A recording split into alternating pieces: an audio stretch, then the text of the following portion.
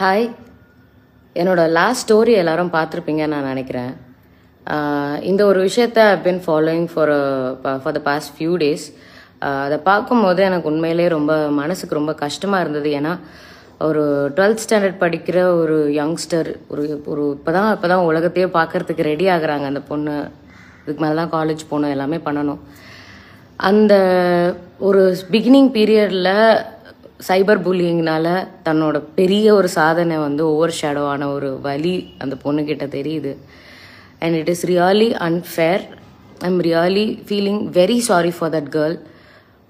அவங்க என்னென்னலாம் கோத்ரூ பண்ணியிருக்காங்களோ அதை நினச்சி எனக்கு ரொம்ப ரொம்ப ரொம்ப கஷ்டமாக இருக்குது. பிகாஸ் இந்த நமக்கு ஃபண்டமெண்டல் ரைட்ஸ்னு ஒன்று இருக்குது இல்லையா, அதில் ரைட் டு ஸ்பீச் அப்படின்னு ஒரு விஷயம் இருக்குது. அந்த ரைட் டு ஸ்பீச் அப்படின்ற ஒரு விஷயம் ஏன் ஃபண்டமெண்டல் ரைட்ஸ்குள்ளே இருக்குன்னா, மக்களுக்கு தனக்கு ஏதாவது ஒரு அநீதி ஏற்படும் போது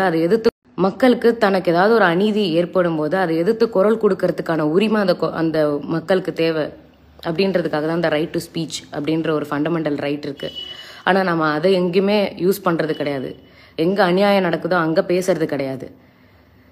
இங்கே தேவையே இல்லாமல் ஒரு சின்ன பொண்ணு ஒரு 12th நல்ல மார்க் எடுத்துருக்காங்க, டாப்பராக வந்திருக்காங்க உத்தரப்பிரதேஷில். ஆனால் நம்ம கண்ணுக்கு தெரியறது என்ன, அந்த பொண்ணுடைய அப்பியரன்ஸ். உண்மையிலே சொல்கிற இந்த சைபர் புல்லியிங் அப்படின்ற ஒரு விஷயம் it is getting serious day by day. இதுக்கு கண்டிப்பாக ஏதாவது ஒரு ஆக்ஷன் எடுத்தே ஆகணும். பிகாஸ் எல்லாருமே போய் திரும்ப திரும்ப சைபர் க்ரைமில் போய் எனக்கு இந்த மாதிரி ஆயிடுச்சு, எனக்கு இந்த மாதிரி பண்ணுறாங்கன்னு போய் ஒவ்வொரு தடவையும் ஒவ்வொருத்தரும் போய் கம்ப்ளைண்ட் பண்ணிகிட்டே இருக்க முடியாது. அப்படி பண்ணால் ஒரு நாளைக்கு ஒரு 1000 கம்ப்ளைண்ட்ஸ் வரும் சைபர் க்ரைமுக்கு. ஸோ இதுக்கான ஒரு ரொம்ப ஸ்ட்ராங்கான ஒரு ரூல் பாஸ் பண்ணணும் அப்படின்றது தான் இதுக்கான ஒரு பெரிய சொல்யூஷனாகவே எனக்கு கண்ணுக்கு தெரியுது. தவிர அதை தாண்டி வேறு எதுவுமே தெரியல. I'm really feeling sorry for that girl. Please கொஞ்சமாச்சும் மனிதாபிமானத்தோடு நடந்துக்கோங்க. இல்லைனா இது I'm feeling very ashamed. I'm very ashamed.